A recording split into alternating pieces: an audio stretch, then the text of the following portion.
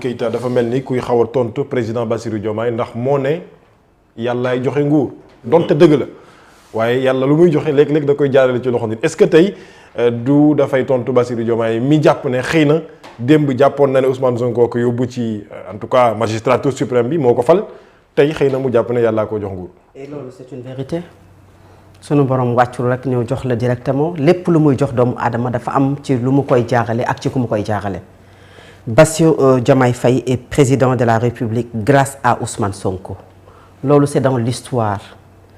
Dans l'histoire, il y a la vraie histoire. Et la vraie histoire mooy dañu ko teg ci bopp réewu Sénégal parce que quelqu'un dañu ko ne doo dem ci élection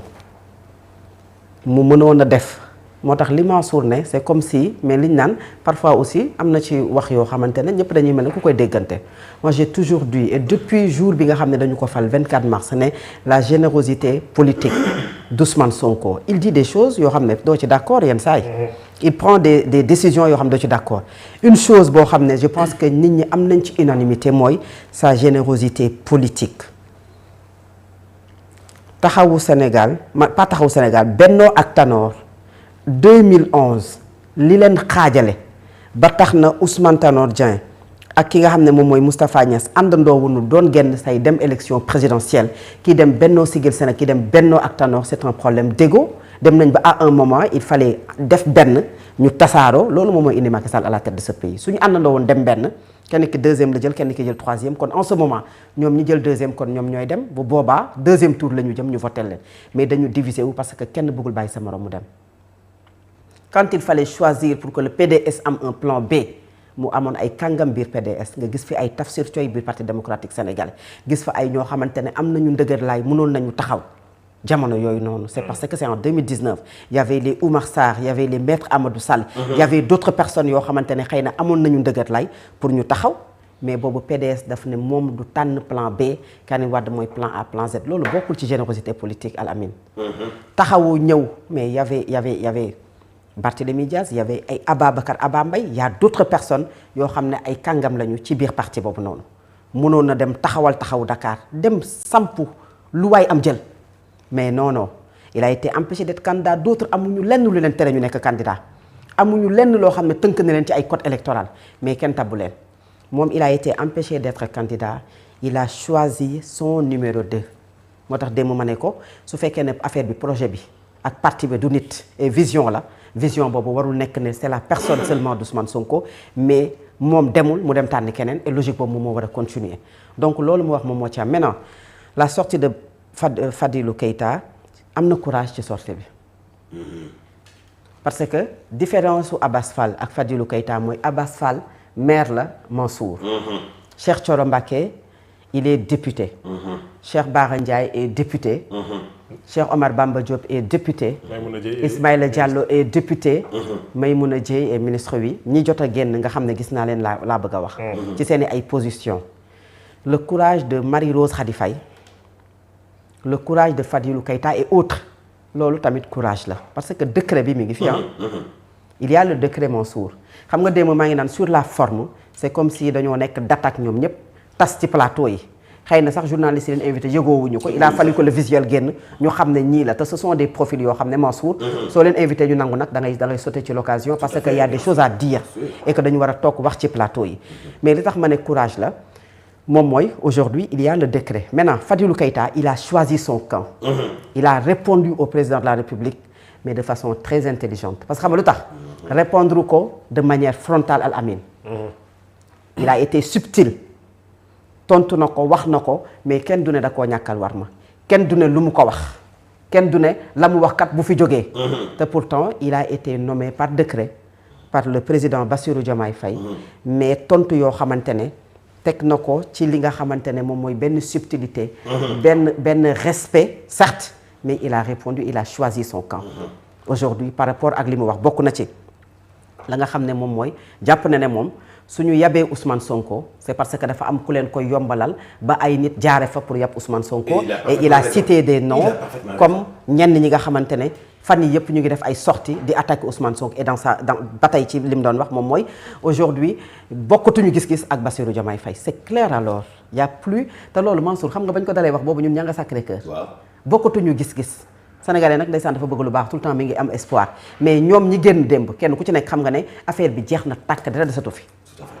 amatul sax ay loo xam ne mën nga ko for mburu boo doon lekk tey mu des ay ruuset amatu fi jeex na li nga leen wax loolu sax démb ak barki démb waaw il y a de cela un mois et non demi mënuñu daaw ko ñoo wax mënoo fexe ba ñu wax parce que la dernière sortie de Bassirou Diomaye Faye c'était une sortie d'affirmation Mansour. Tout à fait. C'était une sortie pour marquer la ligne de démarcation et que def na ko ñoom également nii la ñu mën a del position muy aujourd'hui ñoom dañuy former wu autour du leader de Pastef pour wan ne ko ñun aussi yow affirmé wu nga wane nga ne yaa ngi sa position ñun les lieutenants yi nga xam ne ñun ñu ànd ak Ousmane Sonko également choisir nañu sunu camp et ça de façon très claire moom moo indi génn démb et beneen bi moom mooy bokkatuñu gis-gis parce que coalition Diomaye président la Bassirou Diomaye Faye foofu la gën a visible et coalition la boo xamante ne bugguñu Pastef bugguñu Ousmane Sonko te bu ñu buggul Pastef loolu moom Bassirou Diomaye Faye du ci mucc loolu Mansour tënk na wax ji et beneen bi ko tënk moom mooy yow yaa doon numéro 2 ñu def la peut-être nga nekk tey aujourd'hui ki nga xam ne moo jiite réewu Sénégal donc mënul nekk crime pour que ñun ñi nga xamante ne ki ñu toppoon pendant 10 ans pour mu falu dañ ko tere mu falu ñun ñu fal la nga bañ ne ñun duñu wax ne moom mooy suñu candidat en 2029 kon affaire bi leer na ñoom Ousmane Sonko mooy seen candidat en 2029 et Bassirou Diomaye Faye boo ko dégloo moom mooy candidat boppam en 2029 avec la coalition Diomaye président léegi nag li ci am moom mooy aujourd'hui boo seetloo ni mu waxee ak Bassirou Diomaye Faye waddu na ko mais tontu na ko par contre il a attaqué frontalement ki nga xam ne moom mooy Baro chef de cabinet Bassirou Diomaye Faye Aldiouma Sow ministre conseiller Bassirou Diomaye Faye donc loolu liñ naan yóbbante la rek boo xamante ne ma ngi koy joxe waaye xëy na warmal na ko ndax li ma doon wax tout à l'heure pour ne pas se répéter mais Mansour dafa am leneen loo xam ne également sunu way politique yi que ça soit Baro que ça soit Aldiouma Sow et autres gis nga tànk dañ koy tàllal baa ñu banque ko moi j'ai bien aimé le courage pas nag tax courage dafay ànd ak intelligence xam nga keroog dañ ne fii nit mënoo toog ci plateau nga toog fenn mu leer la ne diw moo la fal nga di ko xas wala nga di ko wax yenn yi mais nag di nga am courage ba ku la déglu dina xam ne kat kii wax na fulla wax na fayda wax na fi mu jëm sans pour autant nga xaste sans pour autant nga song mais autant également nga bokk fenn tout le monde sait que Baro et du côté de Bassirou Diomaye Faye de même que Aldiouma Sow il faut avoir le courage de ses idées mais également de ses actes munoo far fenn mu leer la ne aujourd'hui ligne bi leer na naññ nga bëgg bu JPS organisé nga ne yow da nga fay dem bu fekkee ne waa kër Ousmane Sonko yi organisé même si nañ la parti là ñoom ca la ñu bokk tout le temps organisé nga lan nga fay def tant que dañ koy tàllal baa ñu banque ko soit yaa ngi farfale wala soit yaa ngi farfale da ngay am sa courage autant être avec Ousmane Sonko n'est pas un crime, mais autant être avec Bassirou Diomaye Faye n'est pas un crime. Ouais. Mais pourquoi ne pas avoir le courage? Et aujourd'hui, ci lii ngay xamee ne ñenn ñi ils sont dans des calculs politiques. Parce que jusqu'à présent décidé wuñu man je suis man du ma journaliste buy taxaw naan non da ngaa war a wax lii da nga war a wax fu la far ñoom ñooy politique kenn ku ci nekk xam na nan ngay defee sa politique. mais les Sénégalais également constatent et remarquent am na ci ñoo xamante ne aujourd'hui Mansour dañoo mel ne ku lemu sax bañ nañoo sax sëqat ñu dégg leen xam nga lu tax parce que ñi ngi ci ay pexe politique calcul politique te pourtant xoolal gëmuñu ni Ousmane Sonko gëmuñu ni Bassirou Diomaye Faye xam nga lu ñu gëm pour leurs propres intérêts pour le décret kese la ñu gëm am na ci ñoo xamante ne ragal moom moo tax également fësaluñu wala wanewuñu mais est-ce que xam nga ne y a certains yoo xamante ne même tey suñu bëggoon dem ci Bassirou Diomaye Faye sax wóoluwulee man Mansour nag bu ma xamee ne wóoluwoo ma te ma xam ne yow tôt ou tard bu affaire bi jeexoon bu match bi tasee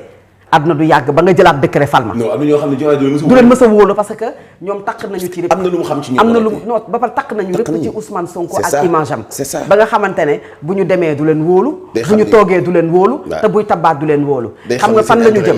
la ñu jëm mooy de plus en plus ñuy dem de plus en plus un arrêté ou un décret di génn la coalition Diomaye président prendra la place de certains membres nommés ñoo xamante ne dañu bokkoon Pastef loolu moom moo it am. dañuy dem ci benn gouvernement boo xamante ne coalition Diomaye président ñoo fay gën a fës loolu moom moo tax ñenn ñi positionné wu nekk en ligne de mire di fësal seen bopp pour bu ëllëgee ñu ngi xalaat poste ministre de la République am na ñoo xamante ne directeur général lañ dans quelques mois Mansour dañuy ñëw nekk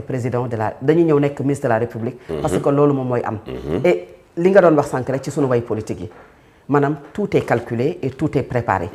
après da nga naan lii nii est-ce que nekkul sax loo xam ne amoon na bien avant et même dans la prison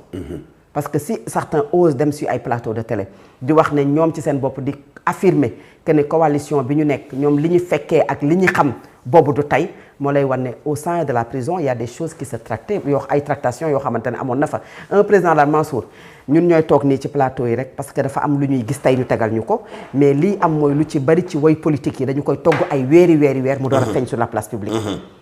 ay weeri weer mu door a feeñ sur la place publique démb am na journal bu génnee ne le PDS ak ki nga xam ne moom mooy Bassirou Diomaye Faye ma ne Al Amine Senghor lan moo la leer ne